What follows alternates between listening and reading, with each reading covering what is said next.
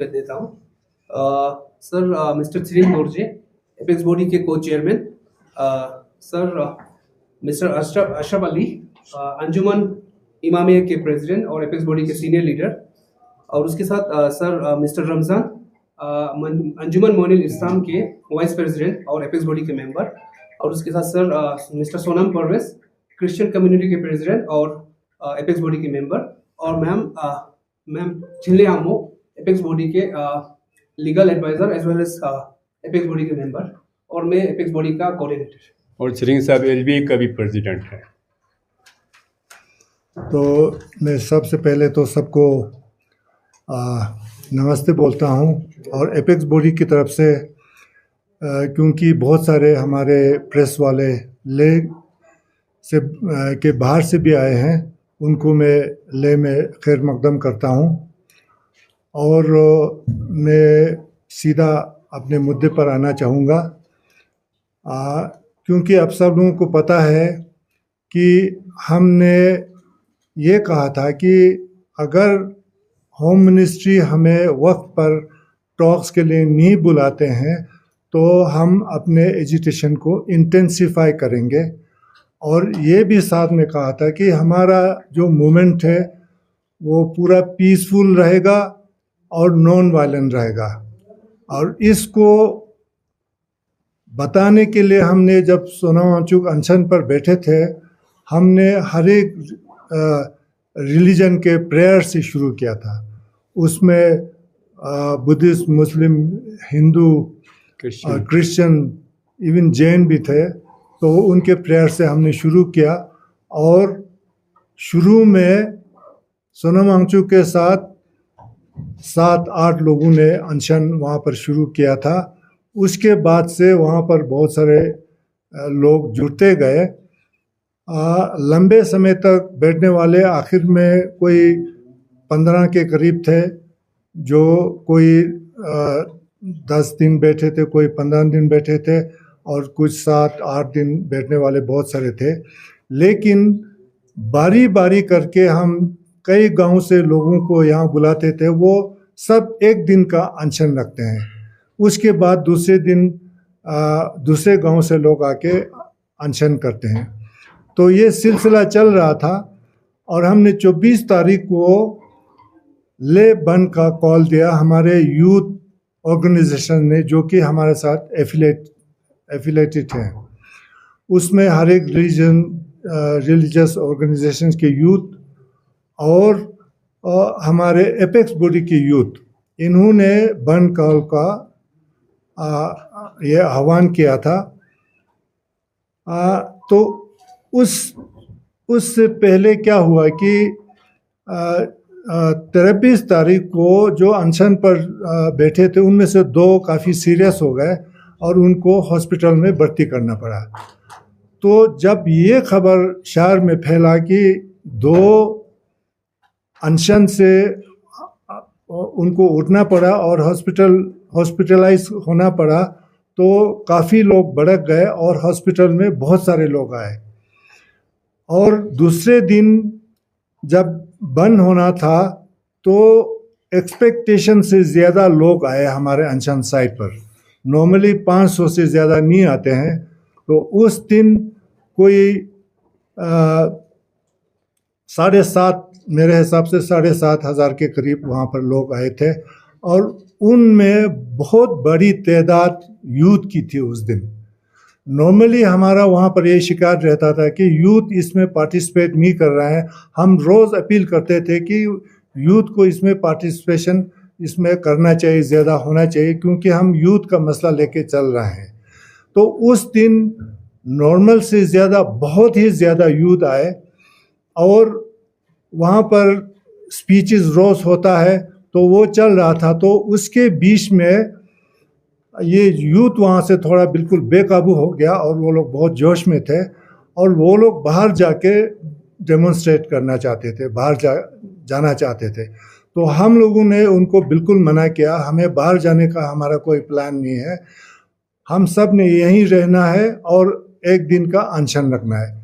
लेकिन वो लोग इतनी बड़ी तादाद में थे कि हम बिल्कुल बेकाबू हो गए और नहीं माना, वो बाहर चले गए। तो बाहर जाके भी हमारे सीनियर लीडर, मैं खुद गया कई बार, हमारे थुप्तान साहब गए, हमारे जितने भी एपेक्स के यूथ हैं उनको हमने इंस्ट्रक्शन दिया इनको रोकने के लिए, लेकिन बिल्कुल हमसे बेकाबू हो गए। और शुरू में उन्होंने हमारे LASDC के काउंसिल सेक्रेटरीट पर पथराव करना शुरू किया, वहाँ काफ़ी पुलिस के साथ झड़प हुई। उसके बाद ये लोग फिर बीजेपी का यहाँ ले का ऑफिस जो है ज़्यादा दूर नहीं है, वहाँ जाके उन्होंने वहाँ तोड़फोड़ करना शुरू किया। और वहाँ भी हम जाके उनको मनवाने की कोशिश की कि बिल्कुल ऐसा नहीं करना है बोल के, लेकिन ये बिल्कुल माने नहीं। इन द मीन टाइम क्या हुआ कि फिर अंधाधुंध पुलिस की तरफ से गोली चलना शुरू हुआ है। कोई प्रियर वार्निंग नहीं था, या पहले आंसू गैस या कोई वाटर कैनन या इस टाइप का कुछ नहीं था, सीधा गोली चलाया। तो उससे यूथ बिल्कुल ज़्यादा भड़क गया और गोली से ये लोग डरने वाला नहीं था। और इनमें मैंने देखा इनको जो भी नाम दे, ये लोग 15 साल से लेके 25 या 26 साल के बीच में लोग थे, सारे जवान थे। और मैंने देखा ये कोई अनपढ़ टाइप के लोग नहीं थे, ये सब पढ़े लिखे लोग थे। और लगता है कि ये लोग अनएम्प्लॉयड थे और बहुत ही गुस्से में थे, तो बिल्कुल हमारा बात नहीं मान रहा था। और एक चीज़ मैं आप लोगों को ये बताऊं कि इसको अभी कुछ मैंने यूट्यूब चैनल्स पर मैंने देखा कि यहाँ हथियार भी पकड़े गए हैं। बिल्कुल गलत बात है, इसको एंटी नेशनल कलर देने की भी कोशिश हो रही है।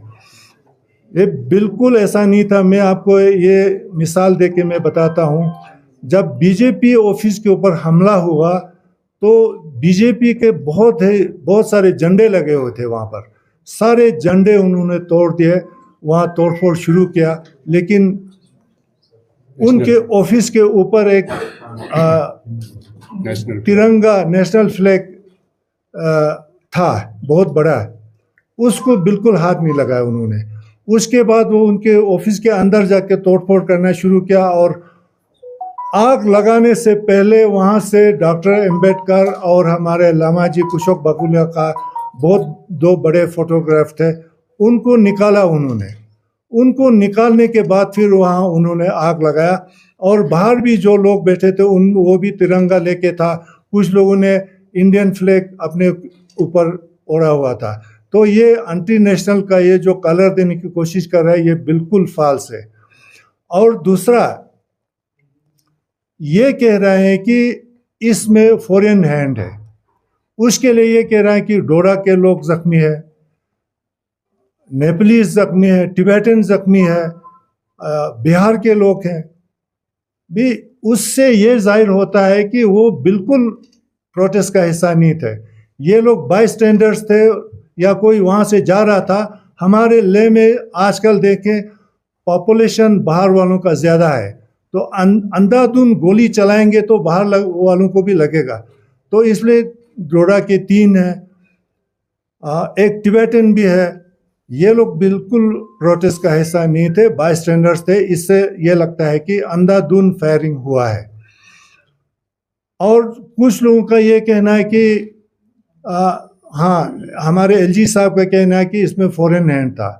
और कुछ लोग सोनम वांगचुक के ऊपर इल्ज़ाम लगा रहे हैं कि सोनम वांगचुक ने इनको भड़काया। कुछ लोग ये कह रहे हैं कि कांग्रेस पार्टी ने भड़काया इनको। अब कौन सी बात सही है? हमारे हिसाब से ये बिल्कुल नरेटिव जो है बिल्कुल गलत है। जो भी हुआ ये लोग इनके जेन्युइन डिमांड्स हैं। जब उन्होंने देखा कि गवर्नमेंट बिल्कुल सीरियस नहीं है, डेट जो है बहुत लंबा दिया था, इसके ऊपर बहुत गुस्सा था लोगों को। और ये अनएम्प्लॉयड यूथ थे, फ्रस्ट्रेटेड यूथ थे और ये गरीब लोग थे। यहाँ आप लद्दाख में देखते हैं बहुत अमीर लोग भी हैं जो होटेलियर्स हैं या जो बिजनेस करते हैं, इनके बच्चे मैंने वहाँ एक भी नहीं देखा। जो भी देखा मैंने गरीब घरों के बच्चे देखे जो कि अनएम्प्लॉयड हैं, एजुकेटेड हैं। तो ये जो है इसको हम कोई नाम देना नहीं चाहते हैं, लेकिन जो भी हुआ ये जवानों का गुस्सा था और इनकी जो उनको जो सुनने वाला कोई नहीं है उसको वो लोग वायलेंस के थ्रू बताना चाहते थे। तो ये हमारा कहना है। और उसके बाद क्या हुआ कि जब वहाँ वायलेंस हुआ तो वहाँ से CRP का वो वैन जला दिया। उसके बाद तो उनको कुछ करने का था नहीं, तो लोग वहाँ से भाग गए वो लोग। लेकिन जो उसके बाद जो बाईस्टैंडर्स जो थे उनको बेदर्दी से पिटाया, जो कि उसका हिस्सा ही नहीं था CRP ने, और उनको बेदर्दी से मार के पुलिस थाने में ले गया, जो कि अभी भी हमारे SNM हॉस्पिटल में बहुत जख्मी है जिनको बाद में पीटा गया।